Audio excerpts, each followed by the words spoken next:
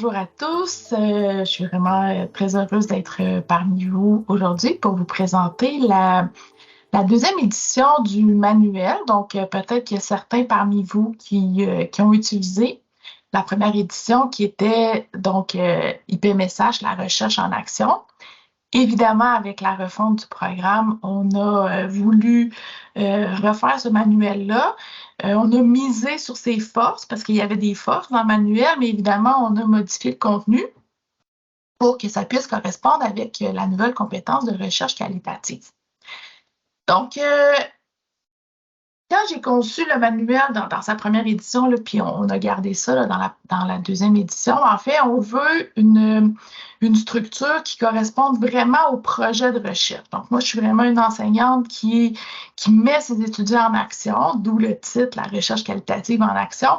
Donc, je veux les mettre en action le plus rapidement possible, le plus souvent possible aussi. Donc, la structure du manuel va aller chercher les différentes étapes d'un rapport de recherche, une recherche terrain. Donc, on a la première étape, élaborer une problématique. Deuxième étape, choisir la stratégie de recherche.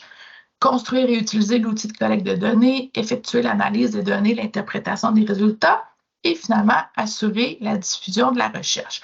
Donc, pour ceux qui ont été voir la nouvelle compétence, là, vous reconnaissez assez facilement les différents éléments de compétence, sauf peut-être le premier élément de compétence qui est d'expliquer les caractéristiques de la démarche. Ça a été donc diffusé un petit peu partout là, dans le manuel, mais il y a aussi l'introduction qui va aller chercher beaucoup là, des notions, là, des caractéristiques de la démarche d'une recherche scientifique. Tu peux passer à la prochaine diapo, Soraya, s'il te plaît. Oui.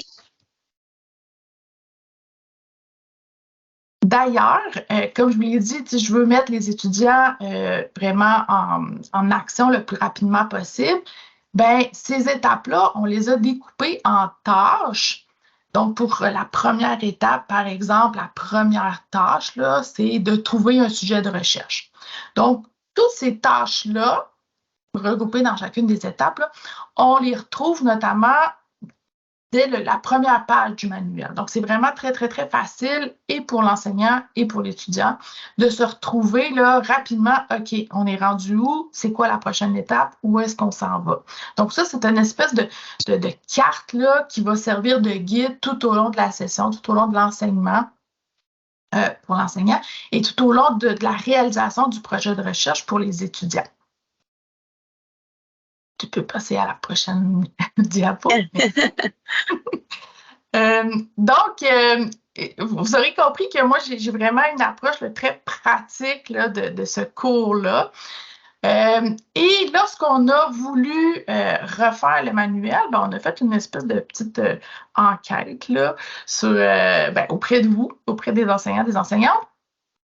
Et outre le fait que ceux qui utilisaient déjà le manuel étaient assez satisfaits, là, très satisfaits en fait, ce qui est ressorti peut-être, c'est ces trois éléments-là. Et donc, c'est les trois lignes directrices qui nous ont guidés lorsqu'il est venu le temps d'améliorer et de modifier ce qu'on devait modifier dans le manuel.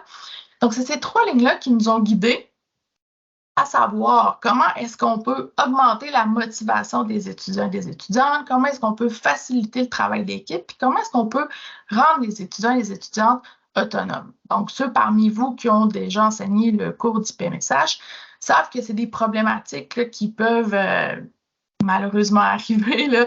Donc, les étudiants ont besoin beaucoup d'encadrement parce que c'est leur première recherche terrain la plupart du temps. Il y a souvent des problématiques qui arrivent pour le travail d'équipe et il y a souvent des étudiants qui voient pas en fait l'intérêt du cours là, au moment où on le donne. Là, ils vont le réaliser plus tard, mais à ce moment-là, ils le voient pas toujours puis leur motivation n'est pas toujours là. Donc, on a vraiment gardé ça en tête là, pour créer un manuel et des outils pour attaquer là, ces problématiques-là. Je peux changer de diapo. Merci. Donc, voilà. Là, je vais vous présenter mes coups de cœur. En fait, évidemment, je suis autrice, mais je suis aussi enseignante. Donc, ce que je trouve vraiment intéressants là, du manuel. Donc, comme je vous l'ai dit, une approche très pratique, structurée autour du projet de recherche. Tantôt, on a vu l'ensemble des tâches qui sont effectuées, mais vraiment, tout au long du manuel, vous avez ce petit encadré là, qui rappelle que dorénavant, après bon, avoir livré un peu de contenu là, un peu plus théorique, puis avoir présenté des exemples, bien là, on dit aux étudiants, OK, là maintenant, vous êtes prêts à effectuer cette tâche-là. Donc, par exemple, à la page 79, là, vous avez ce petit encadré qui dit, bien, dorénavant, là, dans l'étape 2, choisir la stratégie de recherche, vous êtes en mesure de choisir une méthode qualitative de collecte de données qui est la tâche 2C. Donc, vraiment, moi, en fait, comment j'aborde ce cours-là, c'est que pratiquement à chaque cours, les étudiants vont avancer, vont faire une tâche, ou en tout cas une partie de tâche, là, pour que le projet de recherche progresse comme ça tout au long de la session. Tu peux y aller, Soraya, pour la prochaine diapo. Un autre coup de cœur, en fait, c'est que les nombreux exemples, dont je l'ai mentionné tantôt, pour la très, très grande majorité des étudiants, c'est la première fois où ils doivent réaliser vraiment une recherche terrain. Donc, ils avancent un petit peu en aveugle, ils ne savent pas toujours ce qui est attendu d'eux. Donc, c'est pour ça que j'ai voulu aller chercher un maximum d'exemples de véritables recherches pour qu'ils puissent voir, ah, OK, c'est ça qui est attendu de moi, là. Donc, vous avez, là, ici, c'est l'exemple de la page 38 pour ceux qui ont déjà reçu le manuel, là, mais il y en a donc une trentaine d'exemples véritables provenant de disciplines variées. Donc, moi, quand j'ai été choisir mes exemples, j'avais vraiment deux idées en tête. Je voulais que mes exemples soient le plus variés possible, tirés de disciplines différentes des sciences humaines pour montrer en fait que cette démarche scientifique-là, peu importe le domaine dans lequel on œuvre, mais c'est toujours la même méthode, la même démarche. Donc, les étudiants ne peuvent pas se dire, ah, ben moi, ça ne s'applique pas à moi parce que je m'en vais dans tel domaine. Non, non, non, regarde, dans chacun des domaines, là, il y a possibilité de faire de la recherche scientifique.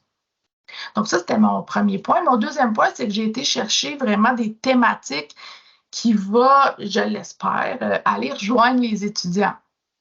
Donc, par exemple, j'ai été chercher donc, des recherches qui portent sur les voyages, le rituel de voyage, entre autres, sur le développement durable, j'en ai beaucoup, sur les autochtones, sur les influenceurs, sur l'hypersexualisation. Donc, c'était vraiment, je voulais motiver les étudiants pour leur montrer que oui, tu sais, les sujets d'actualité, ce qui vous intéresse présentement, bien, ça peut devenir un sujet de recherche. Donc, tu peux passer. C'est correct? Oui, OK. Oui, merci. Mon prochain coup de cœur. Donc, toujours avec cette idée-là d'avoir une approche vraiment très pratique. Donc, j'ai beaucoup d'exercices d'application, mais également, le plus souvent possible, j'ai été chercher, j'ai fait ces exercices d'application, à partir, encore une fois, d'exemples concrets de recherche. Donc, par exemple, à la page 79, là, vous avez une série de questions d'application. Puis là, si vous regardez la question numéro 2, bien là, c'est tiré d'un rapport de recherche publié en 2020 par Camille Moreau, qui a étudié les boxeuses québécoises puis leur rapport avec leur image corporelle. Donc là, j'ai modelé une première question par rapport à ça. Ensuite, à la question 4, donc je pars d'un extrait de recherche de Catherine Alliott qui s'est intéressée à l'engagement des jeunes dans la lutte au changement climatique. Donc, je vais modeler ma question par rapport à ça, et ainsi de suite. Donc, vraiment pour montrer aux étudiants là, que la recherche, là, c'est vraiment super intéressant. Puis voilà. Donc, le maximum d'exemples concrets. Tu peux passer à la prochaine diapo. Donc, c'est ça. J'ai voulu vraiment présenter des exemples concrets, sauf que parfois, il y a des processus qu'on peut pas, qui sont pas présents dans les rapports de recherche. Donc là, à ce moment-là, ce que j'ai fait, c'est en fait que j'ai créé une équipe de recherche fictive que j'ai appelée les Padawan chercheurs et qui reviennent donc à certains moments clés tout au long du manuel. Donc, les étudiants peuvent s'identifier à cette équipe de recherche-là. Donc, ils nous parlent un peu de leur état d'âme, mais surtout, ça me permet, moi, d'illustrer, encore une fois, des processus qui n'apparaissent pas dans les rapports de recherche. L'exemple qui vous est présenté ici, que vous retrouvez à la page 33 du manuel, c'est comment est-ce qu'on fait pour travailler en équipe là, pour choisir la question sur laquelle on va travailler. Donc, l'outil que je propose aux étudiants, c'est une grille d'évaluation. Donc, il y a certains critères d'évaluation. Ils peuvent coter chacun de ces critères-là pour chacune des questions possibles. Et là, ils arrivent avec une cote là, pour chacune des questions. Et normalement, la question qui a la plus haute cote devrait être la meilleure question sur laquelle travailler. Mais évidemment, un processus comme celui-là n'apparaît pas dans un rapport de recherche, donc j'ai dû utiliser mon équipe de recherche fictive pour présenter ça dans le manuel. Tu peux passer à la prochaine, merci. J'ai aussi, dans le manuel, là, le plus souvent possible, intégré des tableaux synthèse pour faciliter et le travail de l'enseignant ou de l'enseignante, mais également le travail des jeunes. Donc, à chaque fois qu'il y a un peu de contenu là, un peu plus théorique, ben, à la fin, je vais présenter le tableau synthèse. Donc, ici, vous avez l'exemple du tableau de synthèse sur les méthodes de collecte de données, l'entrevue, l'observation, l'analyse de traces. Et là, comme ça revient souvent, je vais présenter les caractéristiques, les avantages, les difficultés et même dans ce cas-ci, j'ai présenté des exemples. Donc, c'est vraiment facile pour l'enseignant de référer les étudiants à ce tableau-là, mais j'imagine aussi les étudiants, lorsqu'ils sont en équipe, par exemple, qui doivent choisir une méthode de collecte de données, bien, là, ils peuvent juste ouvrir le manuel, ce tableau-là, ils voient les caractéristiques, les avantages, les difficultés, et ça leur permet de choisir de façon plus éclairée, en fait, la meilleure méthode qui s'applique pour leur projet de recherche. Donc, j'ai un tableau similaire pour les différentes techniques d'échantillonnage. J'ai un tableau similaire pour les différentes façons de faire une entrevue, les différents types d'observations, les différents types d'analyse de traces. Donc, bref, il y en a vraiment beaucoup tout au long du manuel. Merci, Soraya. Tu peux passer. Merci. Enfin, le dernier coup de cœur, c'est l'importance qui a été mis dans le manuel à l'éthique de la recherche. Donc, vous savez que l'éthique de la recherche prend de plus en plus de place là, dans la société, mais ça se voit aussi dans la nouvelle compétence. Donc, c'est le premier critère de performance, donc le respect des bases de l'éthique de la recherche en sciences humaines. Donc, on a une rubrique qui est entièrement dédiée à l'éthique. Et cette rubrique-là, donc c'est l'éthique de la recherche, elle aborde des problématiques qu'on rencontre souvent lorsqu'on fait de la recherche scientifique en sciences humaines, donc le droit d'auteur, le consentement à la collecte de données, la confidentialité des données, l'utilisation de données historiques, etc. Donc, ça nous présente vraiment c'est quoi la problématique et comment est-ce qu'on devrait résoudre ces dilemmes éthiques-là. Mais au-delà de cette rubrique entièrement dédiée à l'éthique de la recherche, l'éthique va vraiment être un aspect transversal tout au long du manuel. D'ailleurs, l'exemple qui est présenté dans la diapo, c'est même pas la rubrique de l'éthique de la recherche, c'est une rubrique, donc la recherche en exemple, où on voit justement la chercheure qui se questionne sur l'anonymat. Donc ça, je trouvais ça vraiment intéressant quand j'ai vu ça dans un rapport de recherche, ces dilemmes-là qui transparaissent même dans le rapport de recherche. Je me suis dit que c'était une belle occasion là, de le présenter aux étudiants. Donc en fait, l'étudiant, la chercheuse plutôt, qui travaille sur les Autochtones, avait demandé au préalable si les Autochtones voulaient être nommés dans le rapport de recherche, puis certains lui avaient répondu que oui, ils voulaient être nommés dans le rapport de recherche, mais par la suite, elle s'est rendue compte que comme elle travaille avec des petites communautés, bien, le fait de nommer certaines personnes, ça allait impliquer que l'anonymat d'autres personnes, d'autres participants allait être menacé. Donc là, elle nous présente un peu ce dilemme-là, puis comment elle a résolu le dilemme. J'ai aussi un autre exemple de la recherche en exemple où on a la chercheuse qui travaille sur le les jeunes et le backpacking. Donc, elle est au Honduras. Puis là, ils se demandent, OK, ben moi, j'ai pas de lieu approprié pour faire une entrevue de façon confidentielle. Donc, comment est-ce que je vais pouvoir faire cette entrevue-là, là, puis assurer la confidentialité des données recueillies. Donc voilà, cet aspect-là était vraiment super important pour moi, là, et ça transparaît tout au long du manuel. Merci, Soraya. Donc voilà, je vous ai parlé donc de mes coups de cœur du manuel. Il y a aussi des coups de cœur sur la plateforme numérique. Donc ça ici, c'est, vous savez, l'entrée à la plateforme numérique, mais on va passer à mes coups de cœur. Donc tu peux passer à la prochaine diapo. Merci. Donc, mes coups de cœur pour la plateforme numérique, c'est tout d'abord il y a vraiment beaucoup de gabarits modifiables pour les étudiants et les étudiantes. Donc, dans les ressources pour l'étudiant, là, vous avez des grilles d'auto-évaluation d'une question de recherche. Donc, c'est la grille que je vous ai présentée tantôt, là, comment est-ce qu'on trouve la bonne question de recherche. Vous avez, formulaire d'engagement éthique, modèle de fiche de lecture, gabarit d'un rapport de recherche. Vous avez aussi, si vous allez un petit peu plus loin, des grilles d'auto-évaluation. Donc, je propose aux étudiants, OK, avant d'utiliser ton schéma d'entrevue ou ta grille d'observation ou ta grille d'analyse, est-ce que tu es sûr que ton outil de collecte de données là, est vraiment valide, adéquat, pertinent, etc.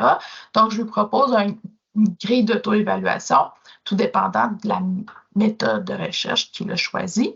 Donc, ça, c'est un des outils là, que je vous propose pour augmenter l'autonomie des étudiants. Ensuite, vous avez pour l'enseignant des grilles d'évaluation qui sont en format Word, donc qui sont modifiables, mais qui pourraient vous faire une bonne base. Là. Donc, c'est peut-être pas évident d'aller prendre ma grille telle quelle. Là, on a chacun nos critères là, particuliers, mais au moins avec ça, vous avez une bonne base. Puis, comme c'est en format Word, c'est facile pour vous de l'adapter selon les critères qui vous semblent vous plus important. Là. Voilà.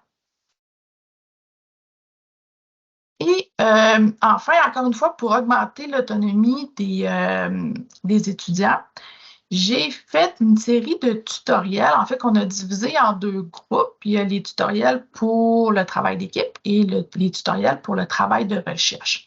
Les tutoriels sont vraiment très courts, là, ça dure moins de 5 minutes chacun. Et ceux pour le travail, je vais commencer par parler du travail de recherche.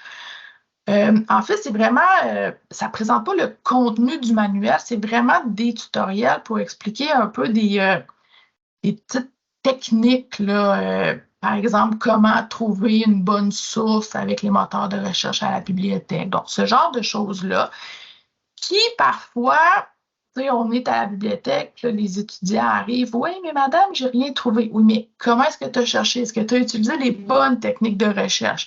Puis là, pour éviter de devoir expliquer ça à chacun des étudiants, ben, ces tutoriels-là, on peut les envoyer tout simplement les référer au tutoriel. Puis en quelques minutes, là, ils vont avoir des bons trucs, puis ils vont pouvoir donc avancer le travail de recherche. Maintenant, ceux pour le travail d'équipe, ben, en fait, c'est comment est-ce qu'on peut simplifier le travail d'équipe, là, puis éviter peut-être certaines problématiques là, récurrentes dans le travail d'équipe. Donc, je leur propose des outils, comme Teams, évidemment, mais comment est-ce qu'on peut utiliser de façon efficace Teams? Comment on peut utiliser Office 365 de façon efficace? J'ai aussi fait un tutoriel avec Google Drive pour ceux qui préfèrent utiliser les outils de Google Drive. Puis, j'ai aussi donc l'outil planificateur que moi, j'aime vraiment beaucoup pour gérer les différentes équipes, qui est un outil peut-être méconnu de Office 365.